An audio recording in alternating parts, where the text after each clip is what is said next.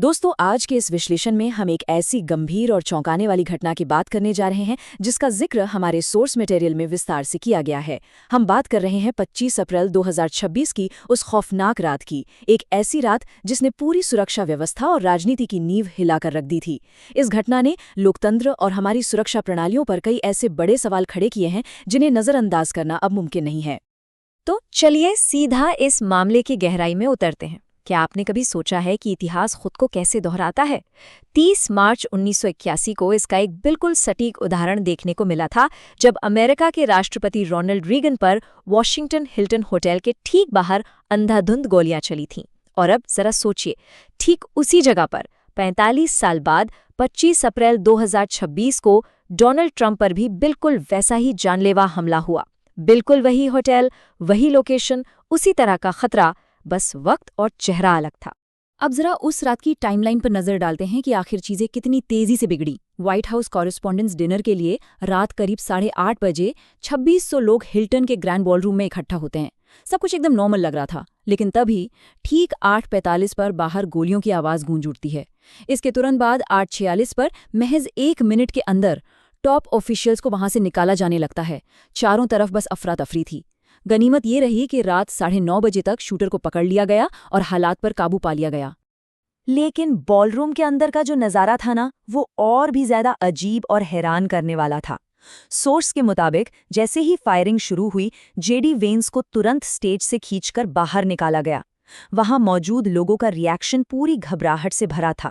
Reports बताती हैं कि स्टीवन मिलर कथित तौर पर अपनी गर्भवती पत्नी के पीछे छिपते नजर आए, जबकि तुलसी गैबार्ड 2 टेबल्स के बीच बुरी बर्फ फंसी रह गईं। लेकिन सबसे अजीब बात पता है क्या थी? जैसे ही गोलियों की आवाज रुकी, कुछ मेहमान जान बचाकर भागने के बजाय अपनी वाइन की बोतलें उठाने के लिए वापस टेबल्स की तरफ लौट आए। मतलब सोचिए उस वक्त वहां कैसा अजीब सा माहौल रहा होगा। और इन सब के बीच एक आंकड़ा जो सच में सबसे ज्यादा चौंकाता है, वो है 1 घंटा। जी हां, सिर्फ 1 घंटा। हमले के ठीक 1 घंटे के अंदर अंदर राष्ट्रपति टेलीविजन पर लाइव थे। इतनी भयानक स्थिति होने के बावजूद उन्होंने बिल्कुल समय नहीं गंवाया और इस हमले का इस्तेमाल अपनी एक पुरानी मांग को सही ठहराने के लिए किया कि व्हाइट हाउस में एक नया, बिल्कुल ड्रोन प्रूफ बॉलरूम बनाया जाना चाहिए। तो अब सबसे बड़ा सवाल ये उठता है कि आखिर वो शख्स कौन था जिसने इतनी बड़ी घटना को अंजाम दिया। चलिए इस शूटर कॉल थॉमस एलन की प्रोफाइल पर एक नजर डालते हैं। कोल थॉमस एलन के बारे में जो बात सबसे ज्यादा डराती है वो है इसकी दोहरी जिंदगी का विरोधाभास। एक तरफ इसकी एकदम नॉर्मल जिंदगी देखिए, कैलटेक से इंजीनियरिंग में ग्रेजुएट और C2 एजुकेशन में टीचर ऑफ द मंथ का अवार्ड जीतने वाला एक बेहद साधारण सफल इंसान। लेकिन पर्दे के पीछे की कहानी बिल्कुल अलग थी।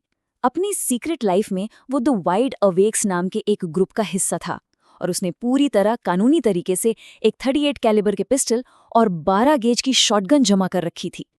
और इस शूटर का अपने टारगेट तक पहुंचने का जो सफर था ना, वो इतना आसान था कि किसी को भी हैरानी हो। देखिए, स्टेप 1, लॉस एंजलिस से वो ट्रेन पकड़कर आराम से शिकागो पहुंचता है। स्टेप 2, वहां से वो वॉशिंगटन DC की ट्रेन लेता है। और फाइनली स्टेप 3, इतने सारे हथियारों के साथ वॉशिंगटन हिल्टन होटल में एक गेस्ट के तौर पर चेक इन कर लेता है। पूरे देश को पार कर लिया इतने भारी हथियारों के साथ, और एक भी सिक्योरिटी अलार्म नहीं बजा। एलन ने अपने पीछे एक मैनिफेस्टो भी छोड़ा था जो उसकी राजनीतिक मंशा को बिल्कुल साफ कर देता है। उसने अपने नोट में लिखा था, मैं अब किसी भी कीमत पर एक पीडोफाइल, एक बलात्कारी और एक गद्दार को अपने अपराधों से मेरे हाथ रंगने की अनुमति नहीं दूंगा। ये बयान सीधे तौर पर दिखाता है कि उसके अंदर कितनी गहरी नफरत और राजनीतिक गुस्सा भरा हुआ था, जिसकी वजह से उसने ये कदम उठाया। इस मैनिफेस्टो से एक और बेहद खास और रहस्यमयी बात सामने आती है। उसकी एक बहुत ही स्पेसिफिक हिट लिस्ट थी। प्रशासन के टॉप अधिकारियों को इसमें सबसे ऊपर रखा गया था। लेकिन दिलचस्प बात यह है कि FBI चीफ कैश पटेल को स्पष्ट रूप से इस लिस्ट से बाहर रखा गया था। ऐसा क्यों किया गया, ये आज भी एक रहस्य है। सीक्रेट सर्विस उसका सीधा टारगेट नहीं थी, लेकिन उसने लिखा था कि अगर वो बीच में आए तो उन पर गोली चलाई जाएगी।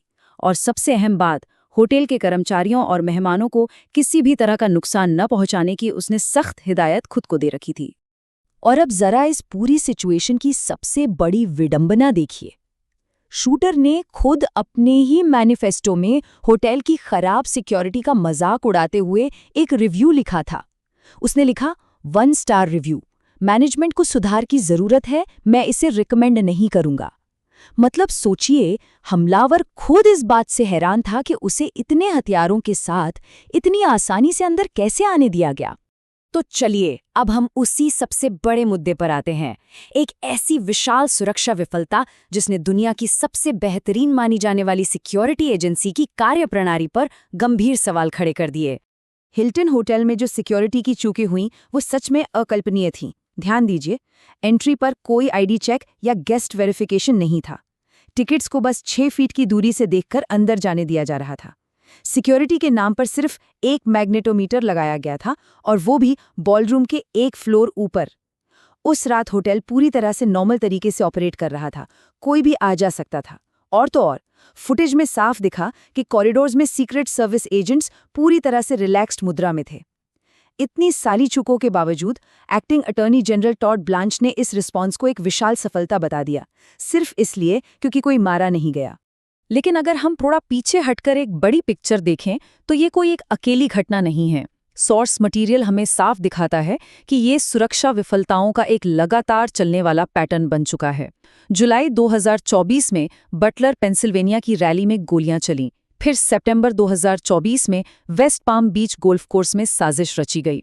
और अब अप्रैल 2026 में इस हिल्टन होटल की भयंकर चूक। ये साफ स्पष्ट करता है कि सिक्योरिटी सिस्टम में कहीं न कहीं कुछ बहुत बड़ी कमियां लगातार उभर रही हैं। अब जाहिर सी बात है, जब इस तरह की घटनाएं बार-बार होती हैं तो जनता के रिएक्शंस और कॉन्स्पिरेसी थ्योरीज का आना तो तय है। चलिए देखते हैं कि इस घटना के बाद इंटरनेट पर क्या चल रहा था। उस दौरान सोशल मीडिया पर मुख्य रूप से 2 विपरीत थ्योरीज ने जोर पकड़ा। पहली थ्योरी ये मानती है कि ये पूरा हमला एक रचा-रचाया या स्टेज्ड इवेंट था, जिसका मकसद प्रशासन की गिरती अप्रूवल रेटिंग, ईरान युद्ध और एप्सिन फाइल्स जैसे विवादों से जनता का ध्यान भटकाना था। वहीं दूसरी थ्योरी का मानना है कि ये डीप स्टेट की साजिश थी, जहां जानबूझकर सिक्योरिटी में ढील दी गई ताकि ये हमला हो सके। देखिए, हम यहाँ किसी भी थ्योरी का समर्थन नहीं कर रहे हैं, बल्कि सिर्फ ये बता रहे हैं कि ये विचार कितने राजनीतिक रूप से प्रेरित हैं और ये हमारे समाज के गहरे ध्रुवीकरण को कैसे दर्शाते हैं। और इन कॉन्स्पिरेसी थ्योरीज को और हवा कहाँ से मिली? इस एक अजीब संयोग से। व्हाइट हाउस की प्रेस सेक्रेटरी कैरोलिन लेविट ने डिनर से ठीक पहले फॉक्स न्यूज़ को दिए गए इंटरव्यू में कहा था, आज रात कुछ शॉट्स फायर किए जाएंगे या कुछ गोलियां चलेंगी। हालांकि ये महज एक मुहावरा या संयोग हो सकता है, लेकिन इंटरनेट के जासूसों ने इसे तुरंत लपक लिया और इसे इस बात के सबूत के तौर पर पेश करने लगे कि शायद इस पूरी घटना की स्क्रिप्ट पहले से ही लीक हो गई थी। अब इस पूरी घटना से थोड़ा बाहर निकलते हैं और व्यापक नजरिए से देखते हैं। ये सब लोकतंत्र के लिए एक बहुत ही बड़ा और बढ़ता हुआ खतरा है। सोर्स का डेटा हमें स्पष्ट रूप से दिखाता है कि कैसे अमेरिका में राजनीतिक हिंसा का ग्राफ लगातार ऊपर जा रहा है। अक्टूबर 2022 में हाउस स्पीकर के पति पॉल पेलोसी पर हथौड़े से जानलेवा हमला हुआ। 2025 में कंजर्वेटिव कमेंटेटर चार्ली किर्क को स्टेज पर सरेआम गोली मार दी गई और उसी साल एक डेमोक्रेटिक लीडर मेलिसा हॉटमैन पर भी जानलेवा हमला हुआ। ये लिस्ट साफ दर्शाती है कि राजनीतिक हिंसा अब दोनों ही पक्षों के लिए एक कड़वी सच्चाई बन चुकी है। ये अब सिस्टम का कोई बग नहीं रहा, बल्कि एक फीचर बनता जा रहा है। और इस बढ़ती हिंसा की जड़ें कहाँ हैं? इसका सीधा संबंध उस खतरनाक बयानबाजी और ध्रुवीकरण से है। दोनों ही राजनीतिक धड़े एक दूसरे के खिलाफ अत्यधिक नफरत भरी भाषा का इस्तेमाल कर रहे हैं। जहां एक तरफ लेफ्ट विंग अपने विरोधियों को फांसीवादी और गद्दार कहता है, वहीं राइट विंग अपने विरोधियों को कीड़े और पागल वामपंथी कहकर बुलाता है। ये जो हम बनाम वो की राजनीति है ना, यही असल में इस हिंसा को सबसे ज्यादा आग दे रही है। तो इस पूरे विश्लेषण के बाद हम एक बेहद गंभीर और विचारणीय सवाल पर आकर रुकते हैं। अगर अमेरिका जैसी स्थापित और पुरानी लोकतांत्रिक व्यवस्था इतनी नाजुक हो सकती है, तो क्या भविष्य में कोई भी नेता इसी बढ़ती हिंसा और सुरक्षा के खतरे का बहाना बनाकर आपातकाल लागू करने या चुनाव पूरी तरह से रद्द करने की कोशिश कर सकता है? जरा सोचिए इस बारे में। ये एक ऐसा सवाल है जो हमें ये सोचने पर मजबूर कर देता है कि हम आखिर किस दिशा में जा रहे हैं।